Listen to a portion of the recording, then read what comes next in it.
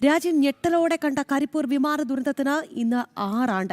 2020 August 7 രാത്രി 7:30 ലാൻഡിംഗിനിടെ റൺവേയിൽ നിന്നും വിമാനം തെന്നിമാറി വലിയ ദുരന്തമുണ്ടായത്. ദുരന്തത്തിൽ 2 പൈലറ്റുമാർ ഉൾപ്പെടെ 21 പേരുടെ ജീവനുകളാണ് നഷ്ടമായത്. ഇന്നും ആ നടുങ്ങുന്ന ഓർമ്മകളിലാണ് കരിപ്പൂരുകാർ. നാട്ടുകാർ ഇപ്പോഴും മുക്തരായിട്ടില്ല ആ നടുക്കുന്ന ഓർമ്മകളിൽ നിന്നും. ശക്തമായ മഴ ഒരു ഭാഗത്ത് പ്രളയഭീതി വിതയ്ക്കുന്ന സമയം, മറുഭാഗത്ത് കൊറോണയുടെ നിയന്ത്രണം.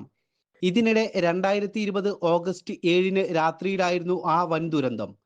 പ്രതികൂല കാലാവസ്ഥയും ഇരുട്ടും പൈലറ്റിന് പ്രതിസന്ധിയായി. ലാൻഡിങ്ങിനിടെ വിമാനം റൺവേയിൽ നിന്നും തെന്നിമാറി താഴ്ചയിലേക്ക് മറിഞ്ഞു. 3 കഷ്ണങ്ങളായി. ദുബായിൽ നിന്നും കരിപ്പൂരിൽ എത്തിയ എയർ ഇന്ത്യ എക്സ്പ്രസ് വിമാനമാണ് തകർന്നത്. അപകടം നേരിട്ട് കണ്ട പ്രദേശവാസിയായ ആരിഫയ്ക്ക് ഇന്നും ഈ ദുരന്തം നടുക്കുന്ന ഓർമ്മകളാണ്. ഓർമ്മകൾ എപ്പോഴും മനസ്സൊന്നും പോവില്ല. അതന്ന് നേരിട്ട് കണ്ട ഒരു വ്യക്തിയാണ് ഞാൻ.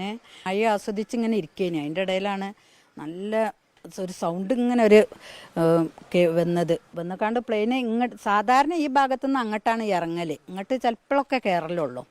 അപ്പം പ്ലെയിനിൻ്റെ സൗണ്ട് കേട്ടപ്പോൾ എന്താ അതൊരു പ്രത്യേകമുള്ള സൗണ്ട് പറഞ്ഞ് നോക്കിയതാണ്. ആ നല്ല കുലുക്കും ഇതും വന്നുകാണ്ട് ഇവിടെ വന്ന് പിന്നെ അങ്ങോട്ട് ചാടി പ്ലെയിന് നേരിട്ടുണ്ട് കണ്ടു. അന്ന് രാത്രി എന്ന് പറഞ്ഞത് ഉറങ്ങിയിട്ടില്ല. ന്യൂസ് ചാനലും ഇതുട്ട് കണ്ട് ഈ നടുക്കം മാറണില്ല. അന്നിപ്പോൾ എത്ര ആളാ, 20 സംതിങ് മരിച്ചില്ല അന്ന്. ജീവനക്കാർ ഉൾപ്പെടെ 190 പേരാണ് വിമാനത്തിലുണ്ടായിരുന്നത്. 2 പൈലറ്റുമാർ അടക്കം 21 പേരുടെ ജീവൻ ദുരന്തത്തിൽ പൊലിഞ്ഞു. കൊറോണ നിയന്ത്രണവും വിമാനം പൊട്ടിത്തെറിക്കുമെന്ന മുന്നറിയിപ്പും അവഗണിച്ച് ഓടിയെത്തിയ നാട്ടുകാരുടെ രക്ഷാപ്രവർത്തനം നിരവധി പേരുടെ ജീവൻ രക്ഷിച്ചു.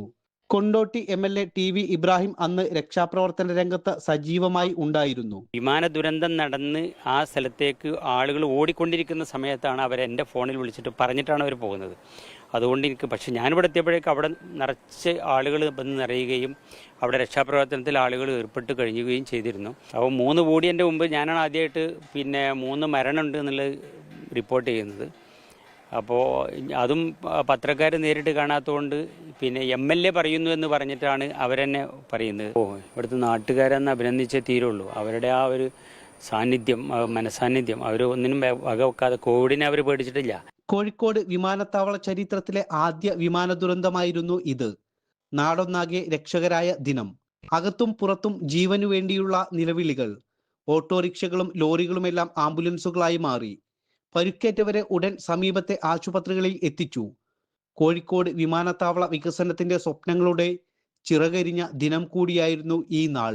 നാടിനെ നടുക്കിയ വിമാന ദുരന്തത്തിന് ഇന്നേക്ക് 6 ആണ്ട്. അന്നത്തെ നടുങ്ങുന്ന ആ ഓർമ്മകളിൽ നിന്ന് ഇന്നും മുക്തരായിട്ടില്ല പ്രദേശവാസികൾ. കരിപ്പൂർ വിമാനത്താവള പരിസരത്ത് നിന്നും ക്യാമറമാൻ പ്രശോഭ് കുറ്റിയിലിനൊപ്പം ശിവദാസ് കന്മനം, ജനം.